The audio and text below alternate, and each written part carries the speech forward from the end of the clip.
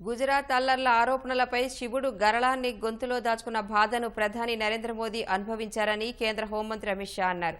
అల్లర్ల కేసులో మోదీకి SIT clean chit ఇవ్వడాన్ని supreme court సమర్థించిన నేపథ్యంలో అమిత్ షా ఏఎన్ఐకి ముఖాముఖి ఇచ్చారు. రాహుల్ గాంధీని ఈడీ విచారించిన సందర్భంగా జరిగిన పరిణామాలను పరోక్షంగా ప్రస్తావించిన అమిత్ షా మోదీని తనకు అల్లర్ల కేసులో విచారించినా తమ కార్యకర్తలు ఎలాంటి హడావుడి చేయలేదని అన్నారు. अमित शाह जी, एएनआई के साथ बात करने के लिए धन्यवाद।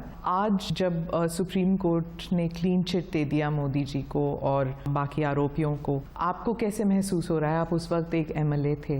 सबसे पहले क्लीन चिट नहीं है, सुप्रीम कोर्ट ने पूरे आरोपों को खारिज किया है और आरोप क्यों घड़े गए इसके बारे में भी सुप्रीम कोर्ट ने कहा है। एक प्रकार से कह सकती हो कि सुप्रीम कोर्ट ने ये आरोप पॉलिटिकली मोटिवेटेड है, सुप्रीम कोर्ट के जजमेंट ने सिद्ध किया है।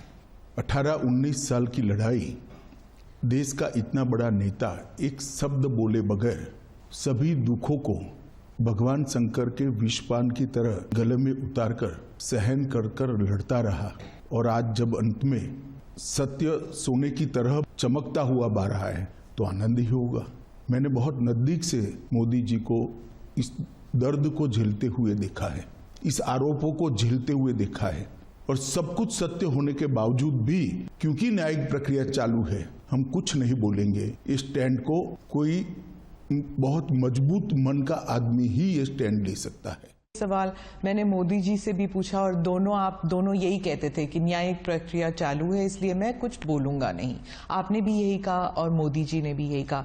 19 साल हो गए हैं, तो 19 साल में आप इधर उधर की बातें करते थे, पूरा आप डिटेल में नहीं जाते थे। अब आप क्या बता सकते हैं कि क्या हुआ उन दिनों में? सबसे पहले 19 साल के बाद सुप्रीम कोर्ट की खंडपीठ ने आज जो जजमेंट दिया है उस जजमेंट से मोदी जी पर लगे हुए सारे गलत आरोप को खारिज कर दिया गया और ये भी कहा गया है कि कुछ लोगों ने उस आरोपों को पॉलिटिकली मोटिवेटेड तरीके से लगाया था, वेस्टेड इंटरेस्ट, और इससे भारतीय जनता पार्टी की सरकार पर जो धब्बा लगा था वो भी धुला है। मैं मानता हूं कि लोकतंत्र के अंदर मोदी जी ने संविधान का सम्मान कैसे हो सकता है इसका एक आदर्श उदाहरण सभी राजनीति में काम करने वालों लोगों के सामने करा है। मोदी जी की भी पूछताछ हुई थी, किसी ने धरना प्रदर्शन नहीं करा था, देश भर से कार्यकर्ता आकर मोदी जी के समर्थन में सॉलिडारिटी के लिए खड़े नहीं हुए थे। हम कानून को कोऑपरेट किए थे, मेरी भी अरेस्ट हुई थी, कोई धरना प्रदर्शन नहीं करे थे। कि आज जिन लोगों ने भी मोदी जी पर आरोप लगाए थे अगर उनकी अंतरात्मा है तो उन्होंने मोदी जी की और भारतीय जनता पार्टी की क्षमा मांगनी।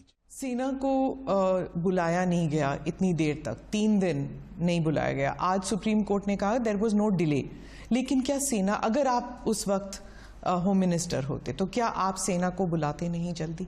जहां तक गुजरात सरकार का सवाल है, हमने कोई लेट लतीफी नहीं करी थी। जिस दिन गुजरात बंद का ऐलान हुआ उसी दोपहर को हमने सेना को बुला लिया था। सेना को पहुंचने में थोड़ा समय लगता है, परंतु मैं क्लियर कर दूं, जहां तक गुजरात सरकार का सवाल है, एक दिन की भी देरी नहीं की है। रिकॉर्ड बहुत स्पष्ट है, कोर्ट ने भी इसको अप्रिशिएट किया है। परंतु दिल्ली में सेना का मुख्यालय है, दिल्ली में इतनी सेना है, जब इतने सारे सिख भाइयों बहनों को मार दिया 3 दिन तक कुछ नहीं हुआ। कितनी एसआईटी बनी? हमारी सरकार आने के बाद एसआईटी बनी। कितनी अरेस्ट हुई?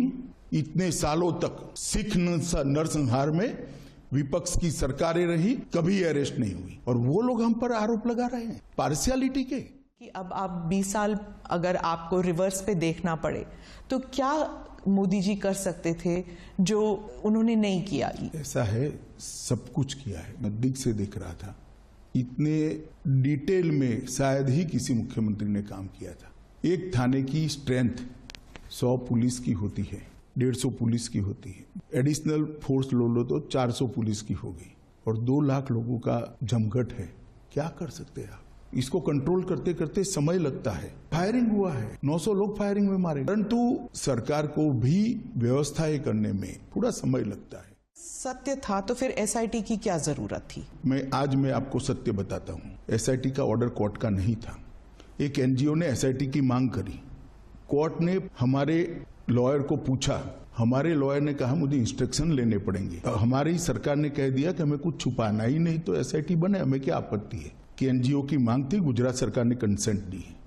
आज जब जजमेंट आया है, जजमेंट में लिखा हुआ नाम मैं बोलता हूं, एक पुलिस अफसर का नाम दिया है, एक एनजीओ का नाम दिया है और कुछ पॉलिटिकल एलिमेंट्स का नाम दिया है। ये तीनों ने मिलकर जजमेंट के अंदर ये स्पष्ट कर दिया है, झूठ बातों को फैलाया गया, झूठे सबूत गढ़े गए, झूठे। आज कोर्ट ने स्पष्ट कर दिया कि सरकार ने दंगा रोकने के लिए भरसक प्रयास किए। कोर्ट ने यह तय कर दिया कि मुख्यमंत्री ने बार बार शांति की अपील की थी और तहलका द्वारा किए गए स्ट्रिंग ऑपरेशन को भी कोर्ट ने खारिज कर दिया, क्योंकि इसका आगे पीछे का पूरा फुटेज जब आया तब मालूम पड़ा कि स्ट्रिंग ऑपरेशन पॉलिटिकली मोटिवेटेड है।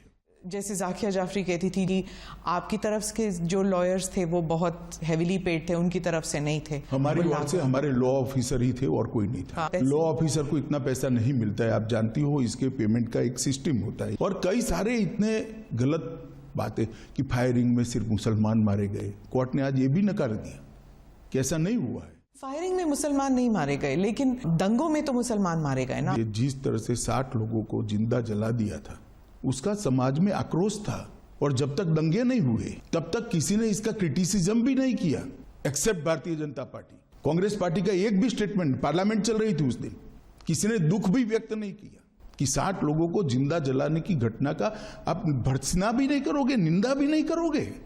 इतनी बड़ी वोट बैंक पॉलिटिक्स होगी। आज सुप्रीम कोर्ट ने यह भी कह दिया कि जाकिया जाफरी किसी और के निर्देशन पर काम करती थी। कई सारे विक्टिम्स का एफिडेविट एनजीओ ने साइन कर दिए, विक्टिम को मालूम ही नहीं है।